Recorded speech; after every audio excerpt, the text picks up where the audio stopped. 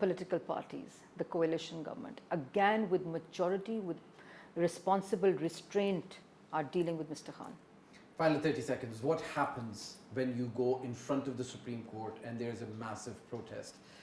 It appears that the Supreme Court is going to question why elections have not been held in this country and could go for possible disqualification. No, who's not, good question, who's not saying that elections are not happening in the country. The elections will happen after completing the constitutional tenure, which is enshrined in the constitution, and also election law of the country, number one. Number two, we are political parties. We have the right to protest, and there are, our workers are, disgruntled. They're angry to the, this bias of Supreme Court towards Mr. Khan, and this is a general perception that Mr. Khan is being favored by individuals in the Supreme Court. So our workers are there. We'll lodge our protest, and we will not set the buildings to fire. We'll protect them.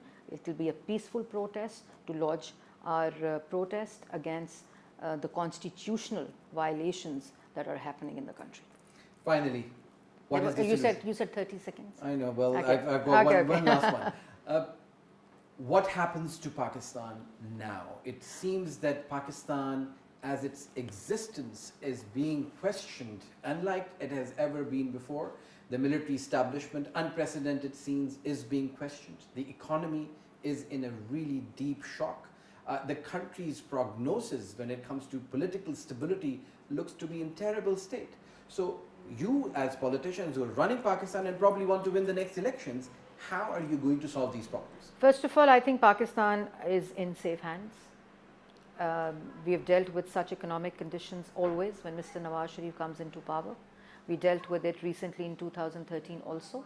We have the experience, the intention, and we have the will to put the country back on economic path and development path. We are busy doing that. And Mr. Khan, as I said, that it's not Pakistan that's under such condition, it's just only one person who's a fascist, who believes in violence, who incite violence, and we know how to deal with that.